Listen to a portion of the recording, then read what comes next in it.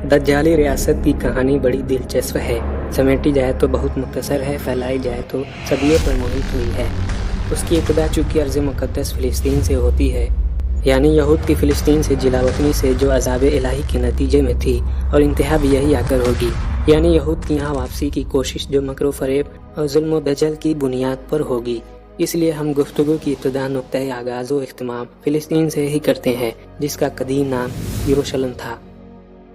यरूशलम 3 मज़ाहिब के पैरोकारों के लिए हमेशा से एक मुक़द्दस शहर रहा है, मुसलमानों के लिए भी और अहले किताब के लिए भी।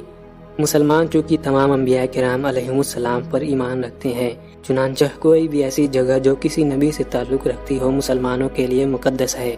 फ़िलिस्तीन और बैतुल मक़दिस का ताल्लुक़ दीगर बहुत से काबिल एहतराम अंबिया किराम अलैहिमुस्सलाम से है।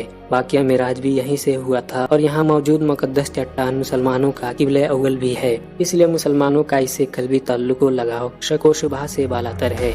चूँकि हज़रत याकूब, हज़रत मूसा और फिर हज़रत दाऊद व हज़रत सुलेमान अलैहिमुस्सलाम और दूसरे बहुत से अंबियाए बनी इसराइल का ताल्लुक़ इसी शहर से रहा है, इसलिए यहूद भी इसे मुक़द्दस व मुतबर्रक मानते हैं। ईसाई भी हज़रत सुलेमान अलैहिस्सलाम और बनी इसराइल के दूसरे अंबिया पर ईमान रखते हैं और हज़रत ईसा अलैहिस्सलाम की तरह उनका एहतराम करते हैं।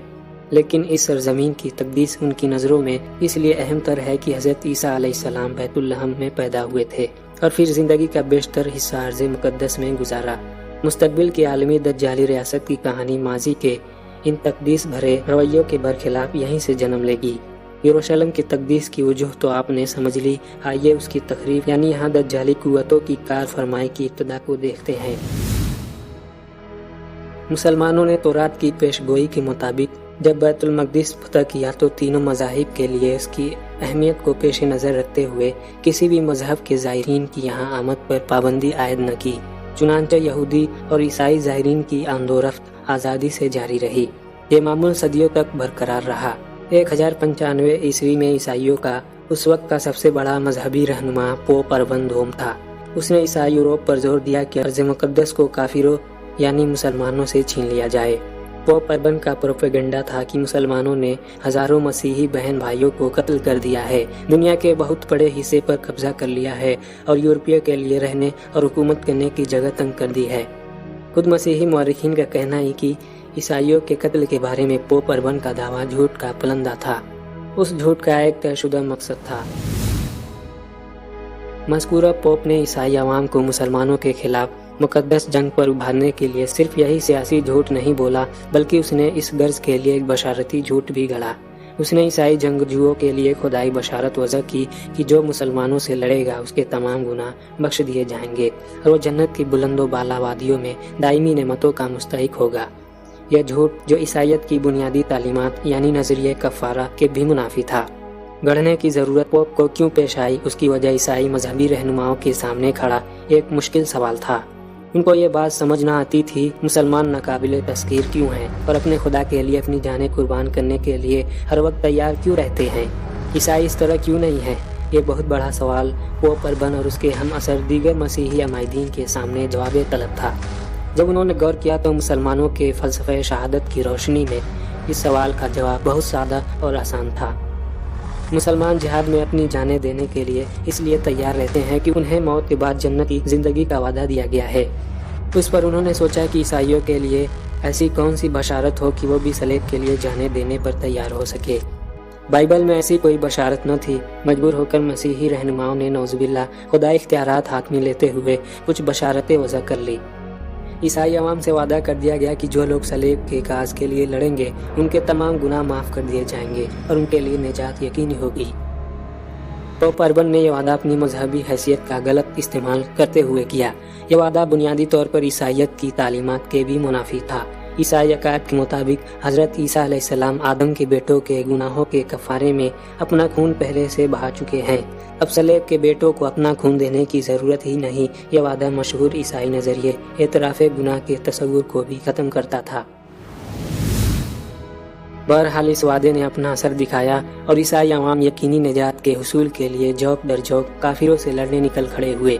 सबसे पहले पोप की दावत पर लब्बैक कहने वाला एक जुनूनी गिरोह गरीब मर्दों और औरतों पर मुश्तमिल था, जो हंगरी से कुस्तुनतुनिया और कुस्तुनतुनिया से तुर्की व शाम में उतर आया। ये जंगजू दरअसल गैर मुनज़्ज़म शहरी थे, जिन्हें पहले तो खुद हंगरी के सिपाहियों ने तहत किया और बच रहने वालों का सफाया उस्मानी मुजाहिदीन और तुर्क मुसलमानों ने कर दिया।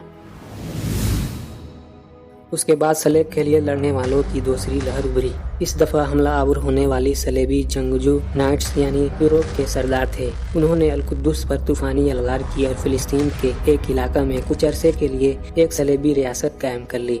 सलेबी परचम के साथ ये पहला कामयाब हमला था, जिसने न सिर्फ नाकाबिले तस्खीर मुसलमानों के खिलाफ यूरोपियों को हौसला दिया, बल्कि कश्तो खून का एक नया दौर शुरू किया, जो बाद की सदियों में भी जारी रहा और अभी तक मुख्तलिफ शक्लों और उन्वानों से जारी है, और उस वक्त तक जारी रहेगा जब ईसाइयों के हकीकी और सच्चे रहनुमा जनाब मसीह अलैहिस्सलाम तशरीफ लाकर उन फितना परवर दज्जाली कुव्वतों को तहतेग नहीं कर देंगे, जो सादा लौहे ईसाई अवाम को अहले इस्लाम के खिलाफ वरगलाते रहते हैं।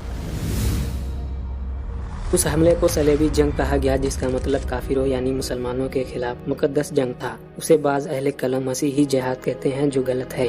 उस अव्वलीन सलेबी जंग के पस पर्दा पाए जाने वाली शाही मुहर्रिकात या पोप के मफादात क्या थे? उसके लिए नाइट्स यानी उन यूरोपी जंगी सरदारों की इन सरगर्मियों पर एक नज़र डालना काफ़ी रहेगा, जो वो यरूशलेम आते हुए सरंजाम दे रहे थे। तारीख उनकी कारगुजारी सुनाते हुए हमें बताती है, रास्ते में वो मुसलमानों, यहूदियों और सयाफाम ईसाइयों का कत्लेआम करते रहे। नाइट्स के उन कारनामों को देखा जाए तो सवाल पैदा होता है कि क्या ये वाकई मुकद्दस मजहबी जंग थी? नहीं, कतई नहीं। यह तो एक नस्ली मारका आराई थी।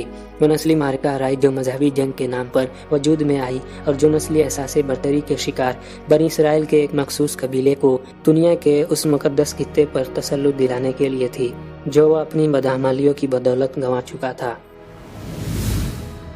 यह सलेबी जंगें जारी रही और जैसे जैसे वक्त गुजरा, सलेबी जंगों की तादाद और मिकदार में इजाफा होता गया। इस तरह नाइट्स की तादाद और हैसियत में भी इजाफा होता गया और उनमें ईसाई जोशीले सरदारों की जगह यहूदी ज़ोमा ने लेना शुरू कर दी और यहीं से तहरीक रुख बदल कर दज्जाल के कारिंदों के हाथ में आती गई। नाइट्स के नाम और खिताबात मुख्तलिफ थे, जो उनके तारुफ, पस मंजर और फराइज के हवाले से रखे जाते थे। उनमें से एक नुमाया गिरोह टेम्पलर्स नाइट्स का था, जो ईसाई नाइट्स के मुख्तलिफ गिरोहों के खत्म हो जाने के बाद भी बाकी रहा। इस गिरोह ने तारीख में बेइंतहा शोहरत पाई और आज तक नाम बदल कर जिंदा है, इसलिए कि ये ईसाई न थे। शुरू में थे भी, तो बाद में उनमें एक मखसूस इंसानी बरादरी के लोग शामिल हो गए, जिन्होंने ये चोला पहनकर शोहरत दवाम हासिल की। टेम्पलर नाइट्स एक सादा गिरोह था, जिसके सामने बज़ाहिर कोई मकसद और कोई नस्बुल ऐन नहीं था, लेकिन दर हकीकत उनके सामने एक बड़ा नस्बुल ऐन और अहम एजेंडा था, जिस पर वो सलेबी जंगजुओं की मदद से काम करने लगे। उनकी नज़रों में पूरी दुनिया पर गलबे का हुसूल और अजीम तरीन फरमान रवाई थी। अगर सवाल उठाया जाए कि थोड़े से लोग जो मुसलमानों से बैतुल मक़दिस न ले सकते थे, पूरी दुनिया पर फरमान रवाई का ख्वाब कैसे देख रहे थे, तो उसका जवाब समझने के लिए हमें उनकी बुनियाद और पसे मंजर को तफसील से देखना होगा। उनके इस ख्वाब ने दुनिया को बहुत सी आजमाइशों में डाला और उनकी इस अहमकाना मुहिम के नतीजे में इंसानियत बहुत सी आजमाइशों में मुब्तला हुई और ये आजमाइशें आज भी जारी है। आगे चलकर यह गिरोह मजहबी तंजीम से बढ़कर माशी इजारादारी कायम करने वाला गिरोह बना। फिर माशी तौर पर मुस्तहकम यह गिरोह दुनिया की सियासत में दखील होकर बादशाहगर बन गया। पसे पर्दा रहते हुए दुनिया की हुकूमतों को अपने मकसद के लिए इस्तेमाल करना उसका मखसूस हुनर ठहरा। उसके बाद उसका रुख अस्कर हिमात की तरफ हुआ। यहूद की रिवायती तारीख के हवाले से यह खुद मैदान में आकर कभी नहीं लड़ा। यह दूसरे को लड़वा कर फतह के सम्राट अपनी झोली में डालने का आदी रहा है। लिहाजा दुनिया की इक़्तिसादियात, सियासियात और अस्करियात पर कंट्रोल कायम करके ये उस खाक की तकमील के लिए जुट गया जिसकी तामीर इंतहाई खौफनाक है, यानी इब्लीस की आलमी हुक्मरानी का क़याम और दज्जाल की आलमी रियासत की तश्कील।